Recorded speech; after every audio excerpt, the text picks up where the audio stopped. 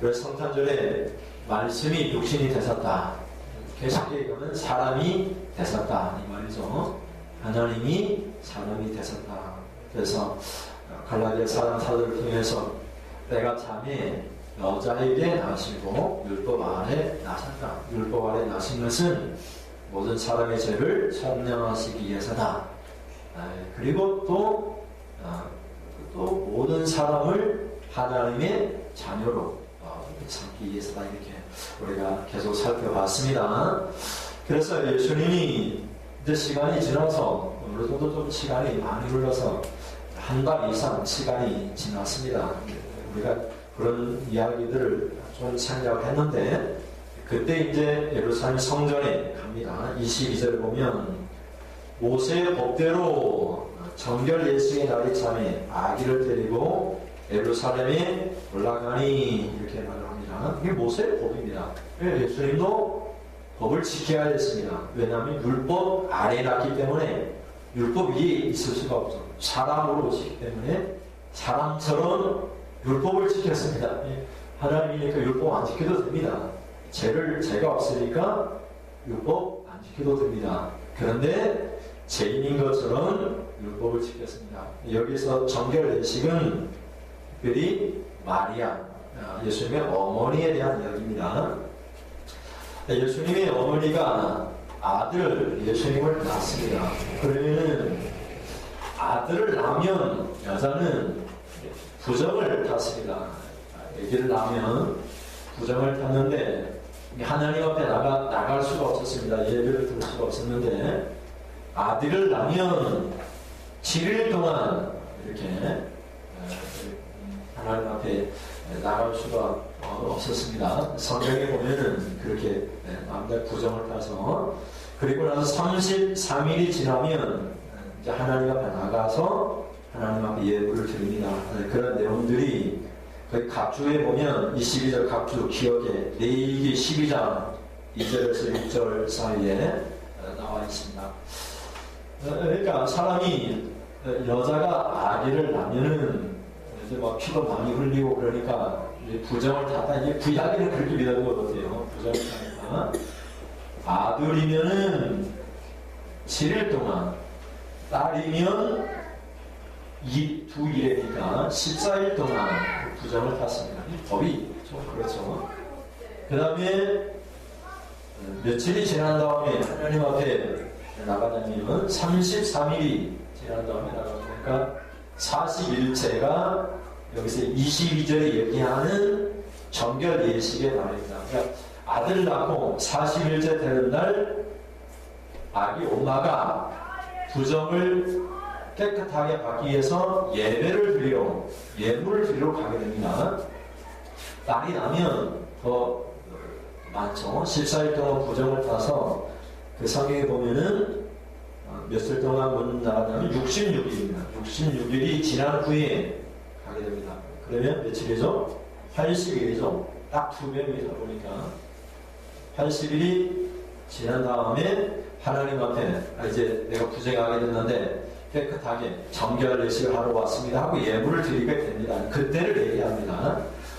저는 여기서 보면서 마리아에 대한 부정을 깨끗하게 한 정결 예식에 관심을 두기보다 그 동안에 아들이 나면은 8일 만에 뭐라죠?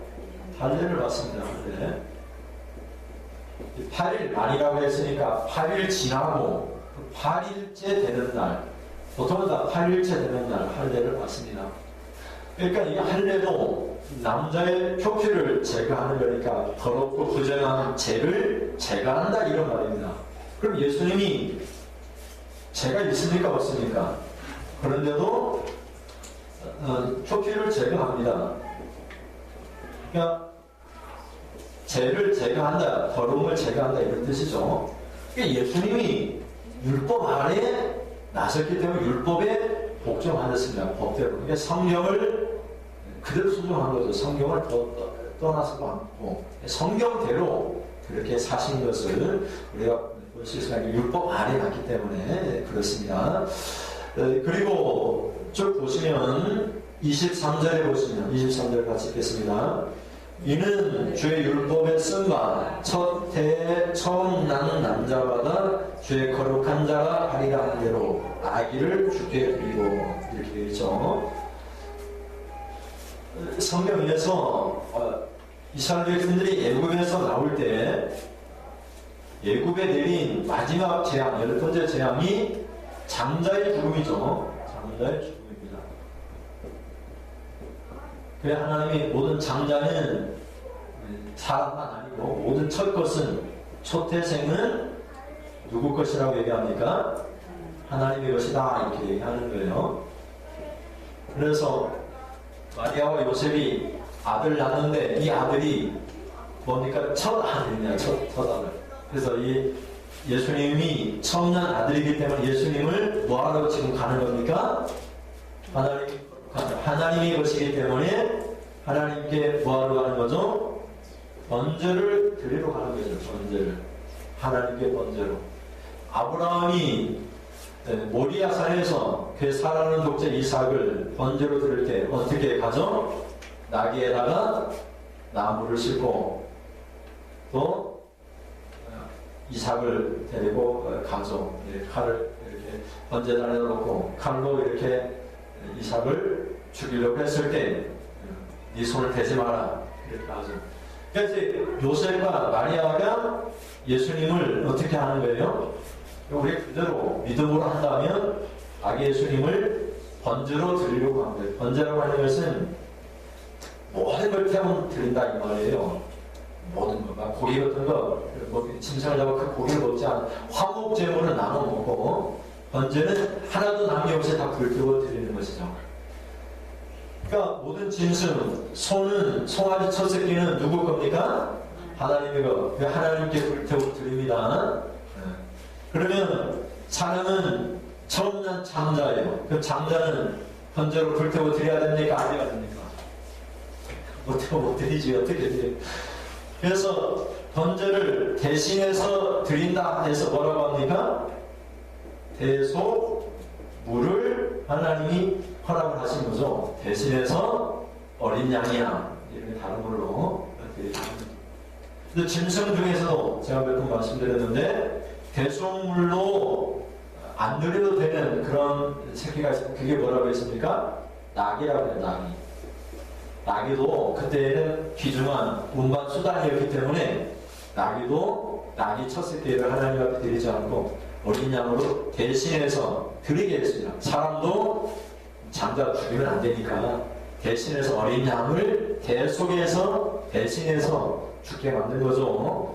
그런 내용들이 여기 있는 거예요.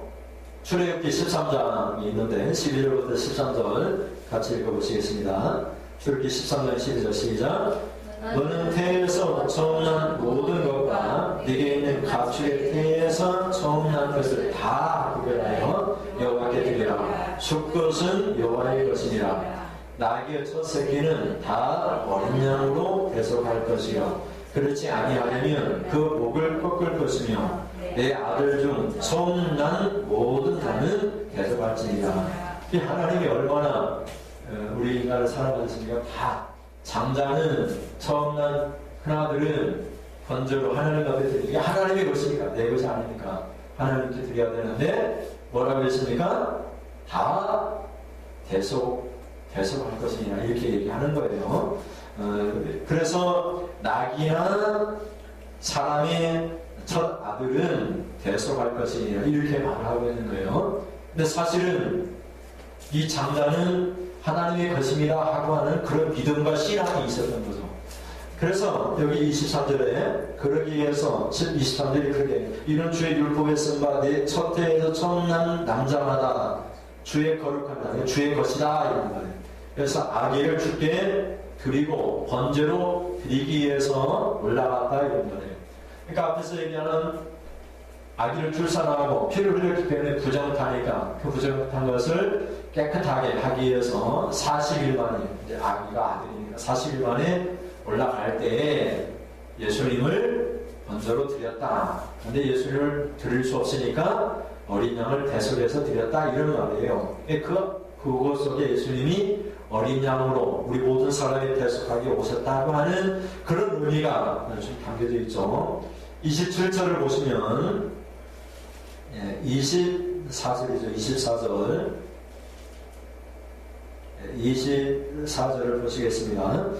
또 주의 율법에 말씀하신 대로 산 비둘기 한 쌍이나 혹은 어린 집 비둘기 둘로 제사하려 아니었더라 이렇게 말을 합니다.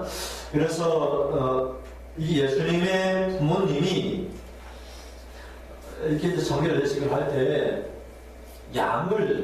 어린 양을 드려야 되는데 예수님의 부모님은 가난하지도 않고 부하지도 않으십니다. 그래서 집 비둘기나 산 비둘기 두 마리로 드리는데 한 마리는 번제로 드리고 모든 걸 하나님 앞에 드렸다 이렇게 드리고 하나는 화목제물로 드립니다. 내가 하나님과 관계가 회복됐다 이런 의미에서 두 마리를 드립니다.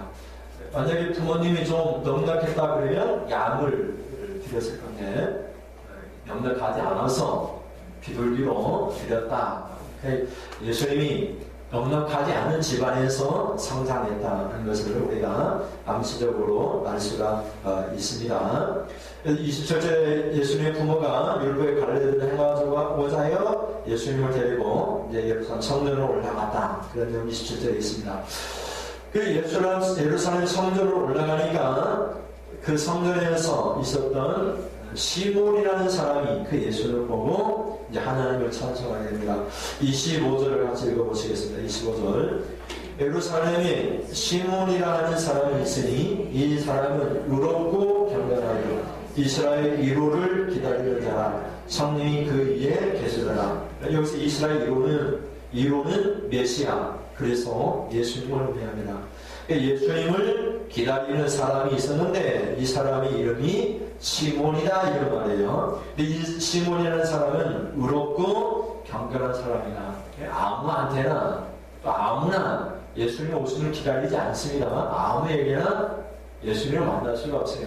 제가 성탄절도 말씀드렸는데 아담으로부터 계속해서 오는 모든 세대의 선지자들이 아브라함도 마찬가지고 예수님의 오실 날들을 기다렸어요. 그런데 보지 못하고 죽었습니다.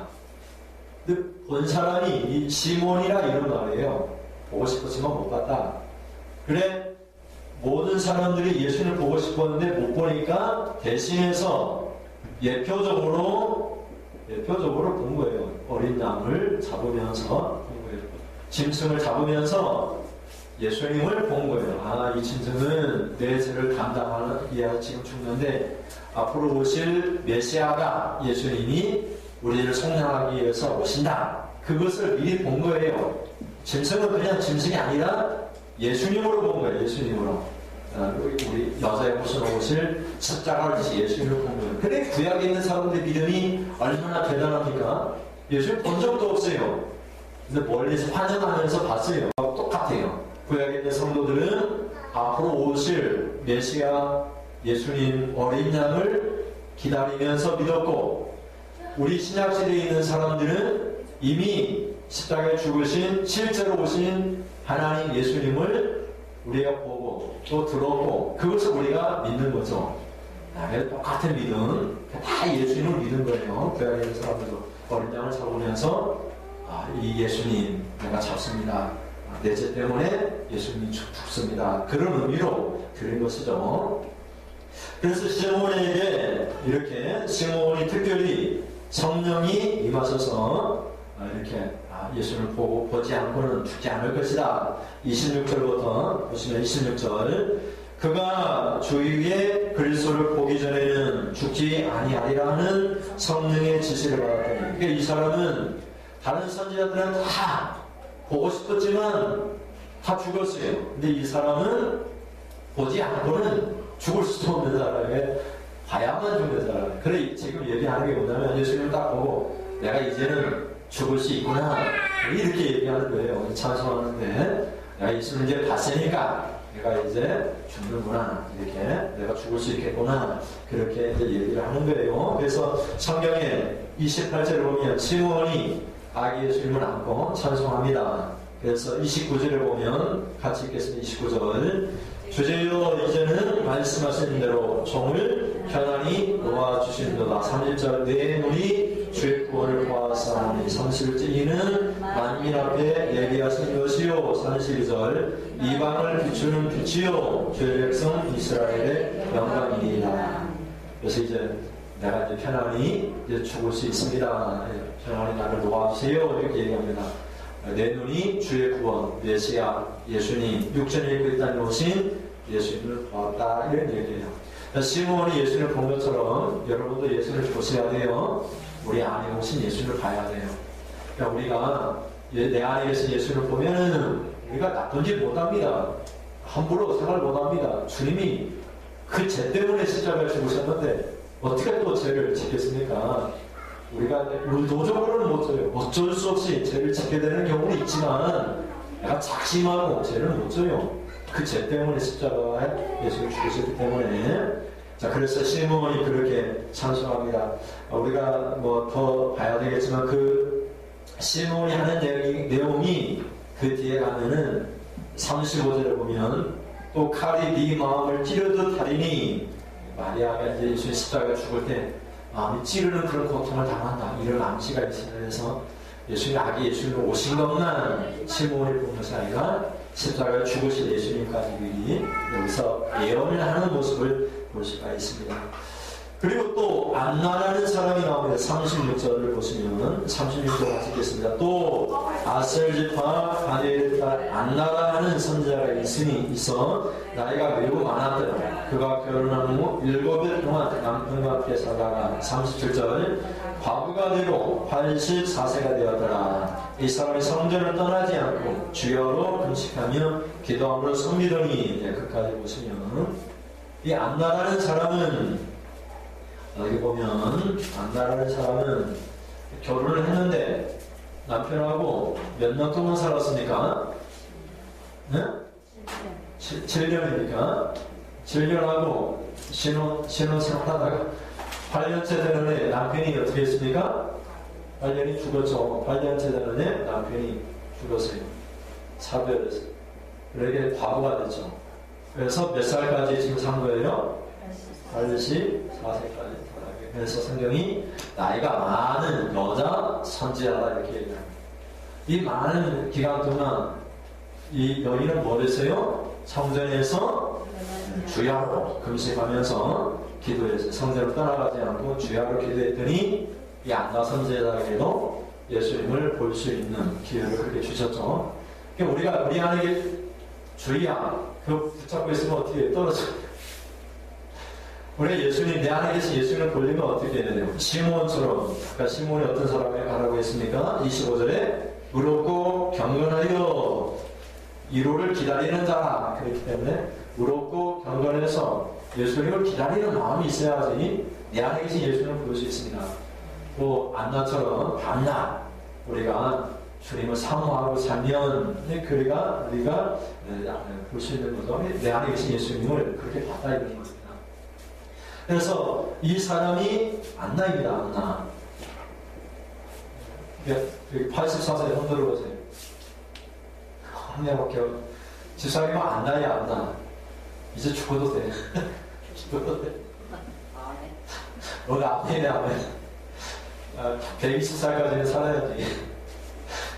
84세의 안나가. 그래서 제가 저번에 말씀드렸죠. 교회마다 여성들애가 있습니다. 여성들애가. 근데 젊은 사람들은 뭐라고 해요? 젊은 사람들. 마리아. 또 여기 여러 가지 이름이 있습니다. 제일 나이 많은 사람 뭐라고 해요? 안나. 안나 여성들에는 뭘 기다리는 사람이야? 죽을 날을 기다리는 사람. 여성들에는 정년이 없어요. 24년에 정년이 없어. 회비 잘 내세요. 그냥 협력해서 잘 하세요. 이 졸업 없어. 졸업.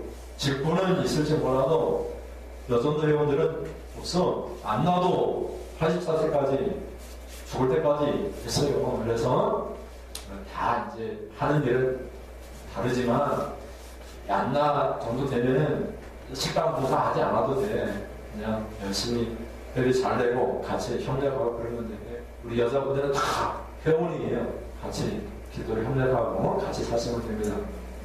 어쩌다가 이런 얘기를 내가 하는가 보구나. 그죠? 그래서 시몬도 안나 여러 선지자도 그렇게 모든 선지자들이 모든 사람들이 예언을 했지만 보고 싶었지만 못 봤어요. 그런데 시몬이 보고 이제 내가 죽는구나 이렇게 얘기를 하죠. 우리가 그게 29절에 그렇게 봤죠. 그래서 이제 우리들 자신을 돌아보면 우리가 예수님 못 보면 못 죽어요. 우리 안에 계신 예수님을 봐야지 죽어도 괜찮아. 못 보고 죽으면 천국 못 가요. 내 안에 계신 예수님 보고 본다는 말을 믿으면 돼요. 내 안에 예수님이 계십니다. 믿고 그 예수님을 바라보세요. 그것이 믿음이요. 예수님을 영접하고 내 안에 영접한 예수님이 계신 거예요. 그걸 믿는 것이 믿음이에요. 그걸 봤다 이렇게 봤다. 그렇게 보는 사람들은 새로운 피조물이 되는 거예요. 우리 안에 그렇게 예수님이 계세요. 그러면 어떤 일이 일어납니까? 요한복음 14장 12절. 네. 힘들지? 요한복음 14장 12절. 이제 끝났다. 같이 한번 읽어보시겠습니다. 시작. 내가 진실로 너희에게 이르노니 나를 믿는 자는 내가 하는 일을 그도 할 것이요 또한 그보다 큰 일도 하리니 이는 내가 아버지께로 갑니다. 이 아버지께로 간다 이 말은 무슨 말이에요? 우리 안에 오신다 이런 말이에요. 우리가 아침에 마태복음 28장 20절에 예수님이 승천하시면서 하는 소리가 구름 사이로 가시면서 하는 소리가 항상 너희와 함께 있을 것이다 그러는 거예요. 육신은 가셔야지 보좌에 앉으셔야지 영으로 오시니까 너희에게 유익이라 내가 떠나가는 것이 너희에게 유익이라 그러는 거예요. 육신으로 있으면 예수님이 가고 싶은데 못 가잖아요. 이렇게 제한되어 있잖아요. 뭐 이렇게 육신을 입고 이 공간을 통과할 수 있는 변화된 모습으로 돌아가시긴 하셨지만 제한되어 있잖아요. 그래야지 가셔야지 육신은 보좌에 앉혀놓고 그의 영으로 각 사람에게 임한 모든 사람한테 그 모든 사람에게 임한 그 예수님이 우리를 통해서 똑같은 일을 하는 거예요.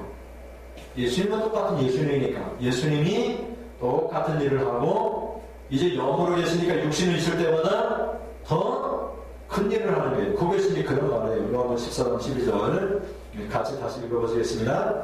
내가 진실로 너희에게 이르노니 나를 믿는 자는 내가 하는 일을 그도 할 것이요 또한 그보다 큰 일도 하리니 이는 내가 아버지께로 가니라.